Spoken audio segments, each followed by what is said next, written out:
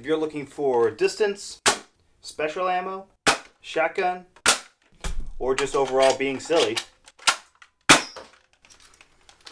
the SuperSledge is here for you.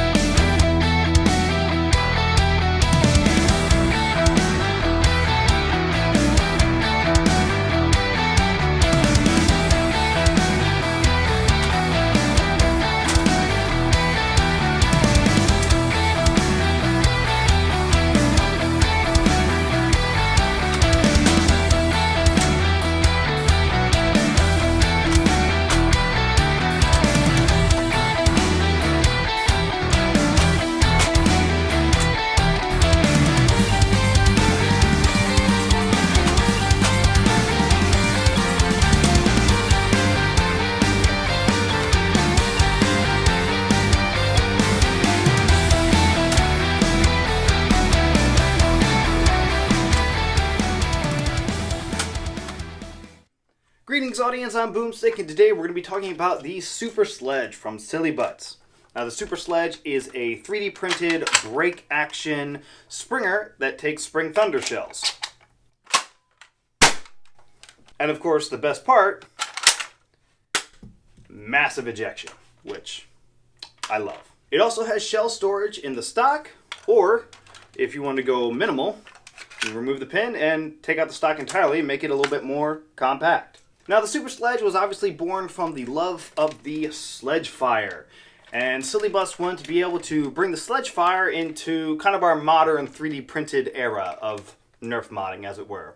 And I want to continue to show that love by trying to make my color schemes as close to the Sledgefire as possible. Because I myself love the Sledgefire. It was one of my favorite mods back in the day before I started getting into a bunch of 3D printed blasters, so I have a lot of love for this blaster, and it's still one of my favorite Nerf products that they've ever made. Because obviously, shells. Now the files for the SuperSledge are on Silly Butts' GitHub. However, I will say that this is a project that Silly Butts has dropped.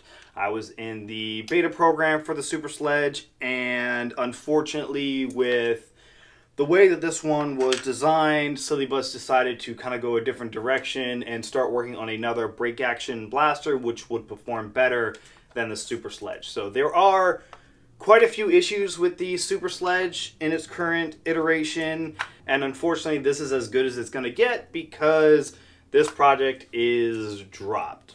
Which means that there won't be any hardware for it. I was able to get my hardware for this from Slug before he moved.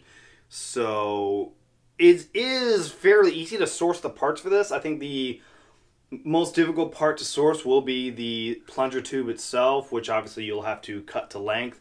So if you got a chop saw, or if you're really patient with a handsaw or something, you could source these parts fairly easily. But keep that in mind that not only is this a drop project, but you will have to source the parts for this yourself. Like we've talked about in the past, this is a very Silly Butts looking blaster. He has kind of a very distinct design language, and you can clearly see that when looking at his designs. So printing it, fairly easy.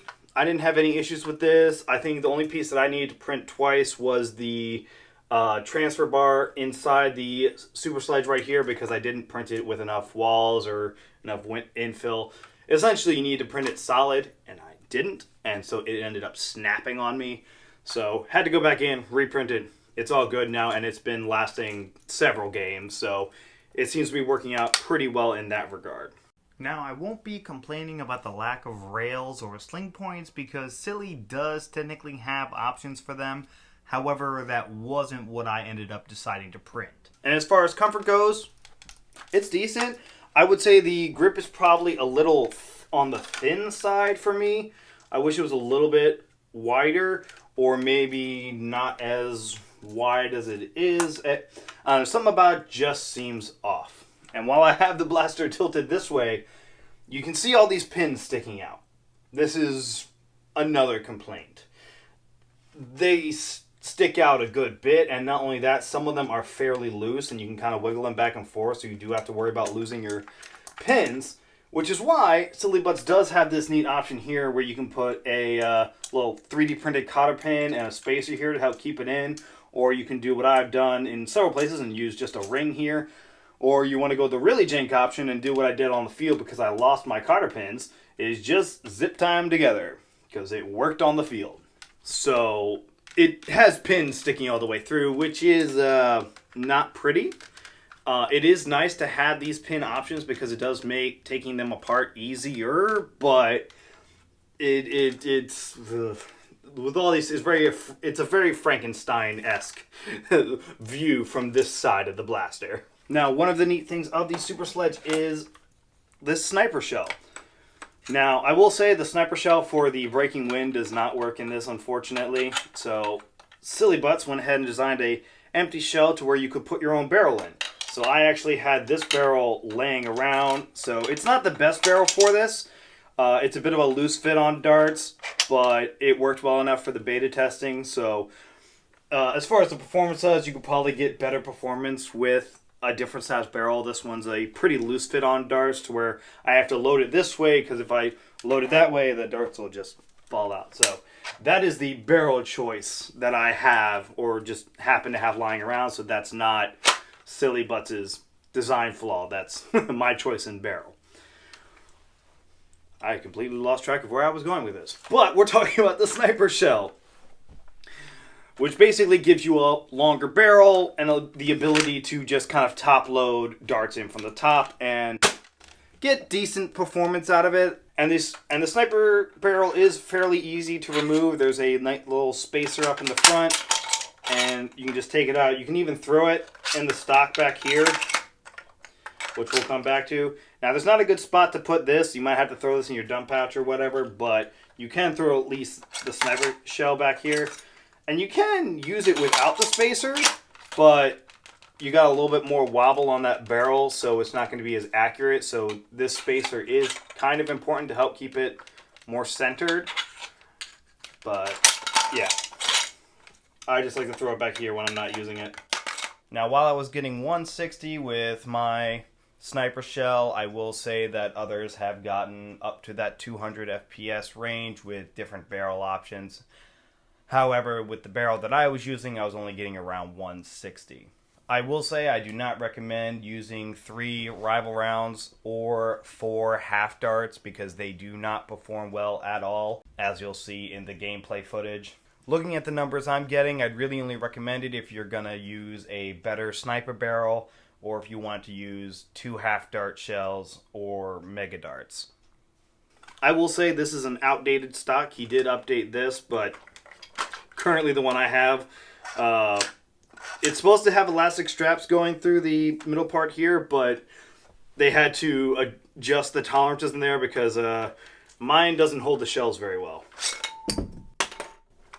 So, yeah.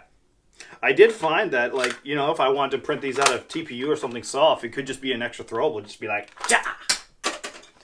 I don't think it's actually war legal, but it was a funny thought. And honestly, if I were to run this in a war, I'd probably just run it as a backup, kind of in a rifle holster or something of that nature to where I could pull it out for shield busting if I needed it.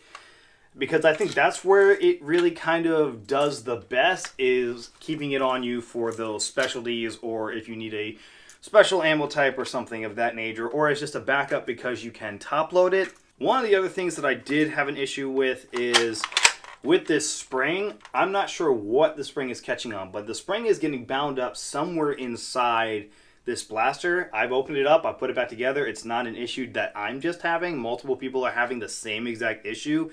And it has a very ugly, like, it catches right about there, and then you can hear that it just, I don't like it. It doesn't sound good, it doesn't feel good. Yeah, so that was frustrating.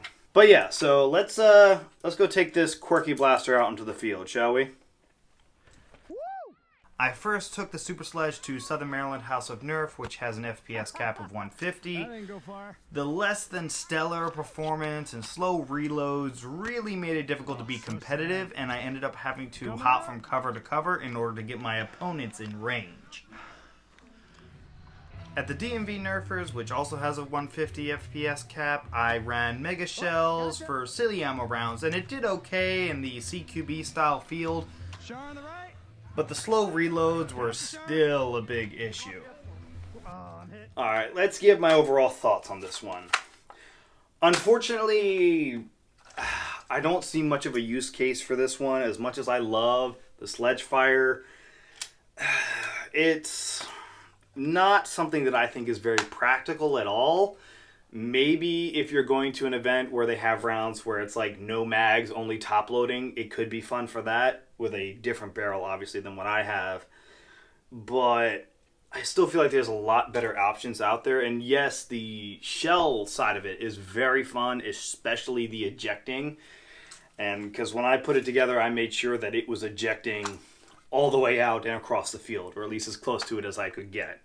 With this blaster, it's more of, if you love the Sledgefire and you want to have a reasonably powerful Sledgefire, because it does get okay performance. It's nowhere near the Spring Thunder's abilities, but I would say it's a little bit better than the Breaking Wind. So it's kind of in between the Spring Thunder and Breaking Wind, but it's hard to justify, because at least with the Breaking Wind, it's tiny. Like, and there's even like a holster that you can put it in and just keep it on you. And this makes a much better backup blaster than something this big. Even without the stock, it's still humongous. Like, and I feel bad because I love the design. I love the Sledgefire. I love Spring Thunder shells, but I just don't see a good use for it.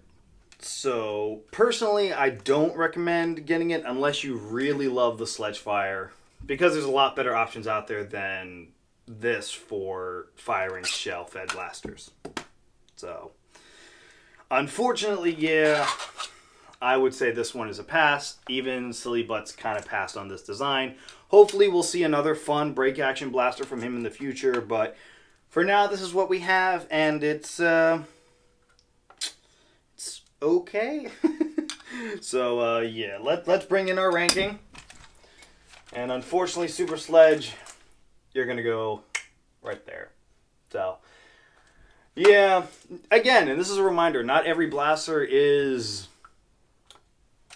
competitive and like peak performance and things like that, and not every blaster is the most fun. While I do think this blaster is fun, it has quirks and issues that kind of diminish from that. So if you do think that this is something that you would be interested in, definitely check it out. But for me, this will probably just hang out on a shelf next to the Sledgefire. So, but don't let that dissuade you from checking out any of other Silly's designs, because he has a lot of really good designs, and sometimes, you know, they don't always work out, but a lot of them that he's been doing have turned out really good. So check out Silly Butts. Check out the SuperSledge if you want to. But yeah. But I think that's all I had to say about that. So catch you in the next one. Thank you all for watching, and a special thank you to all my lovely patrons, especially Nerf Nothing for being an amazing pro patron. If you'd like to support the channel or any of the other lovely hobbyists mentioned in this video, please check out the links in the description below. Don't forget, all rival status or higher patrons get monthly stickers from yours truly. But if you don't want to support the channel in that way, definitely check out my merch store for patches, blaster charms, shirts, and more. Don't forget to leave me a comment letting me know your thoughts on the video, and as always, like and subscribe for more foam flinging content. I've been Boomstick, and I'm out.